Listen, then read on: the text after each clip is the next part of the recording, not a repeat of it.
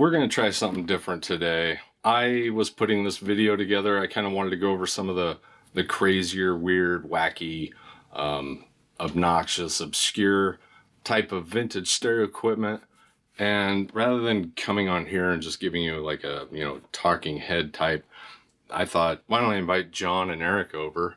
I'll get their reaction too, because a lot of times some of the things that you say down in the comments, I'm like, man, that was a really good idea. I should have talked about that. So hopefully one of these two knuckleheads will have your question that you're about ready to have, and they'll say it. And that way we can talk about it. All right, let's just jump in with both feet and get ready for the backlash. Have you guys ever heard of the Jumbo Jet by Kenwood? I've heard of it, and I'll probably recognize it if I see it, but let's see it. Yeah, I've heard of it, but you bag on Kenwood so often. Here we go. All right, so the Kenwood Jumbo Jet is an early 70s receiver that, to me, it's kind of like the Swiss Army knife. Oh, this one. They literally threw everything that you could possibly think of into a receiver. Came with a microphone, foot pedal, a drum machine built into it.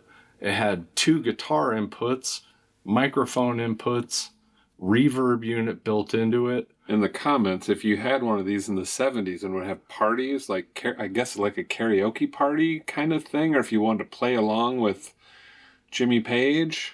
Do you remember the organs back in the day, like the Lowry organs that had like the Bossa Nova, yeah, and the salsa, dun, dun, dun, dun, dun, dun, dun, dun, dun, and then you could change the tempo. And there was a guy demoing the drum machine.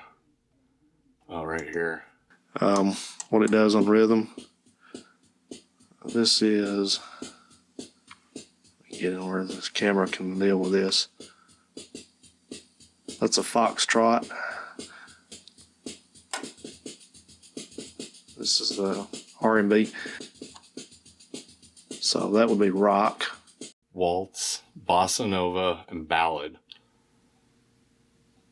I mean, I could see if you're like Keith Richards and you wanted to write a bossa nova tune for the Stones' new album. You'd want that in your receiver, or would you just get a? Yeah, you'd probably just get a drum machine. Yeah, well, when did drum machines come out? Well, I guess they came out in organs first, maybe. Maybe, yeah. I wonder if there's anything in like any literature or ads for these. I found this video of this guy unboxing one of these things. Does this have the timer as well? It has a timer as well. What else? Reverberation. This thing must have a spring reverb in it. Crazy. Pre-out switch. Okay, I see. This lets you put reverb on an external amp for some rear speakers. Low and high filters. Nice features. Muting. Okay, here's our mic input. Actually, it looks like there are 2 for stereo, and we've got an independent level mixer. Not bad. A stereo mono switch with reverse, another nice feature. Tape monitor, FM muting. Guitar input? Are you serious? Yeah, I'm starting to see why they call this the jumbo receiver. It's got everything, even a foot switch to control the drum machine. Well, they call it a rhythm composer. Says here it's got 12 different beats and 5 different instruments, and you can control their stereo spread and tone, and also the tempo, naturally. And check this out, a timer to automatically turn the receiver off at any time up to 2 hours. Wow. Oh, I had somebody bring one of these in a long time ago, and I was like, no. I mean, there's no way. I don't know how many they sold. They couldn't have sold that many. I just don't see that many people seeing the value in all these crazy options in your stereo. I imagine parts are really hard to get on these things. It's only 30 watts per channel, too. It reminds me of that saying about houseboats. Not a good house, not a good boat. It's like anything that they try to cram too many things into. I don't know. Finding somebody to service one of these, if you do get one, is going to be an absolute nightmare. And again, if you have one and you love it, let us know in the comments, and I can make fun of you. Now, they're interesting. They're like, they're just giant boat anchors. Well, that's what it's like. Doesn't it remind you of something? You're hanging out with your buddies and you're kind of cutting loose a little bit and you have one of those ideas like, whoa, wouldn't it be sick if we put a drum machine inside of our receiver so we could play our guitar through it? And you're like, yeah, that would be awesome. And then the next day you wake up and you're like, man, you remember that idea you had? That was great. We should go pitch that to the COOs. And then they go, yeah, that's a good idea, guys. Let's put that into production. Yeah. I mean, I think everybody at Kenwood was at the same party at the same time. Drinking that Kool-Aid. And they managed to get the prototype done before they sobered up. I looked on eBay, found 2 that had sold. So there's one on there for parts for $395.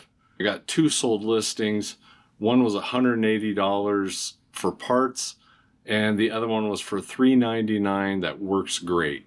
So you still can get them. I'm telling you right now, you really want to make sure that you know somebody that's willing to work on this thing before you buy it. Yeah, you play that for an hour and things are going to just start showing up. Well, it's going to start melting. It just looks like a fire hazard to me.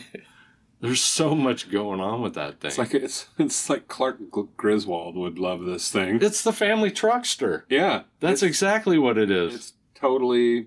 With extra headlights and extra taillights and wood paneling even. No offense if you have one and you love it.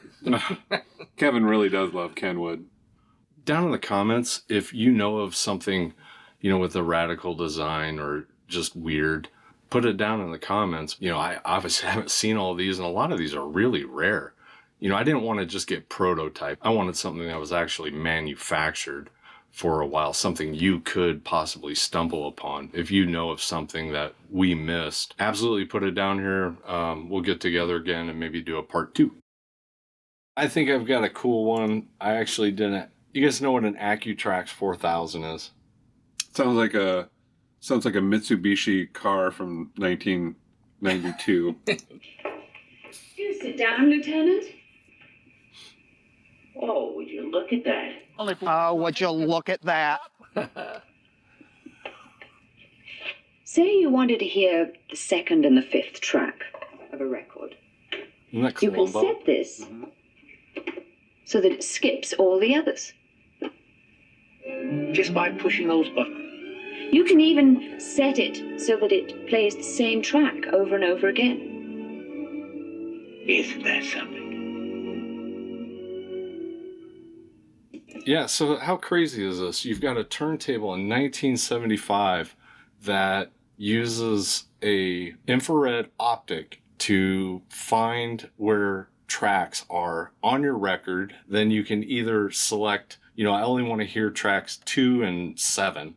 Yeah, and I want to hear 7 first before 2. Yeah, That's and I crazy. want to use a remote control. It came with this silver base that was the IR sensor for the remote control, and then that was plugged into the turntable. Wow.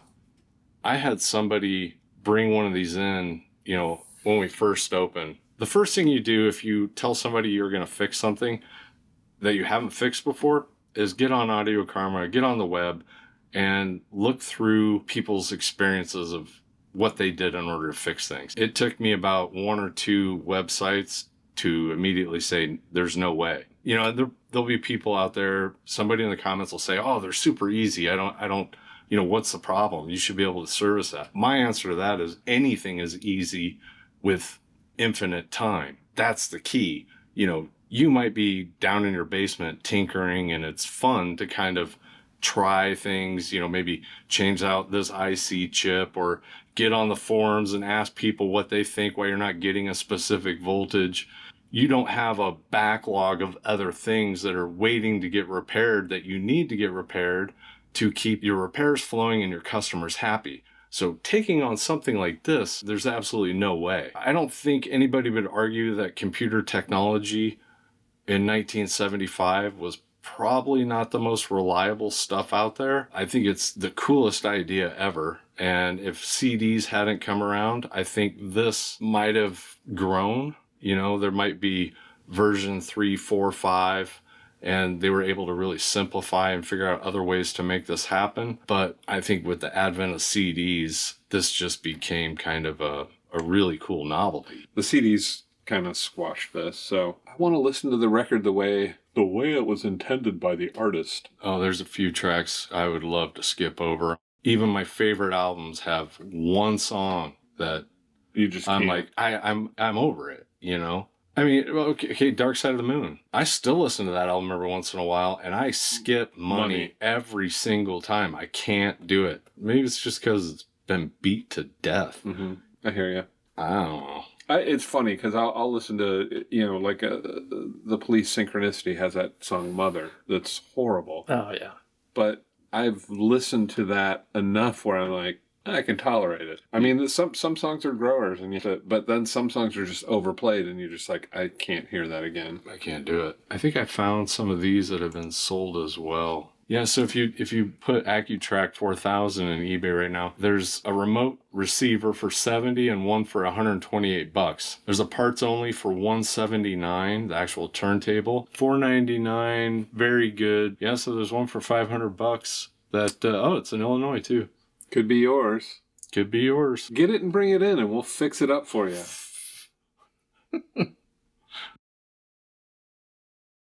All right, you brought up one already, so let's do that one. Is it the Wedge? It's the Wedge. Okay, so the Zenith Wedge, 1979. It was an AM/FM 8-track. It had a BSR record changer in it. I think they sold a lot of these. I don't think they're that bad. I think what sets them apart was really, the design of it. Our neighbor had one, and I remember going over to their place and seeing that for the first time, just thinking, that is the coolest stereo I've ever seen in my life. I always wanted to get one. I finally got one maybe 6 or 7 years ago. I immediately realized that I wanted nothing to do with that thing anymore. The sound was pretty bad, and the build quality on it was pretty bad. I doubt they were that expensive back then. It's one of the better all-in-ones. You'd probably, maybe? No? The cooler looking all-in-ones. It's a cooler look. I don't even know. Let's take a look at it. Have you seen one of these, John? I haven't. There it is. Oh yeah. Do you remember those? Yeah. It looks like, so you can still get them. You see them quite often, even on Facebook Marketplace and whatnot. But there's one on eBay for $250 that works. Yes. And then it looks like somebody's kind of modding these up a little bit, and they're changing the color on them, and they're selling them. And they're selling for pretty decent money. This one sold for, well, they took a best offer, so we don't know exactly how much it sold for, but if they took $200 off, they still got $1,300 for it. And then they've got a green one that sold, and they got $1,500 for that one. Is that the same person? So they're using those Same speakers? person. Those speakers kind of fit the look better than the actual. Yeah, I agree. But as a kid, I remember thinking those were the coolest thing I'd ever seen. I mean, I remember the neighbor lady, that thing played 24/7. I didn't go over to that house without that. She had Billy Squier or, Fog Hat. Head East. Head East, yeah, exactly. That's what it was. It had a cassette built in too, right? It had an 8-track. And what were those speakers? What was that, like a kind of their option of the Super Tweeter? That little. Those were Allegro speakers. And they're pretty Hollow. Yeah. The Wedge. The Wedge. One thing I want to mention real quick. We did get 2 new shirt designs in. And these are, well, I'm wearing one of them right now. This is the Sansui G9000. And then we have another one for the SX 1980 by Pioneer. With the Marantz 2270, we now have a pick your team type of option. Definitely head over to skylabsaudio.com, grab yourself a t-shirt. One other thing, I think we are going to phase out the Blown Away t-shirt. So if you are wanting to get one of the original Blown Away t-shirts, you definitely should grab that now. You guys ever seen the German fireplace cornets? I had one of these once. I bought one and I moved it once. Welcome, welcome, welcome to your 1970s faux fireplace with entertainment center. As Wow. you can see here, we have a beautiful faux fireplace that puts out no heat whatsoever. All right, so this thing is a fireplace. It's a stereo. We can tell because it's got speakers here. Give it a So second. you will not be getting toasty. Now, should you wish to get toasty, follow me to the cocktail cabinet. Hey. Favorite beverage Oh, sweet. and get as toasty as you want. Now, while getting toasty, why not play some music? Over here we have our scratch your 1970s records when you're Entertainment drunk. Center with radio. Got an 8-track in there. Sweet. Is that a BSR turntable? It's a Looks like it. BSR turntable, record stacker, 8-track, AM/FM, stereo fireplace with cocktail bar. I like it. I thought you were gonna hate this thing. Really? I thought you were gonna be that is the ugliest thing I've ever No seen. way. It's so ugly to me. Yeah, I have a thing about fake fireplaces, and I'm just like, why? I'm shocked. Instant atmosphere. I've actually got actual photos of the one I bought, serviced, and sold.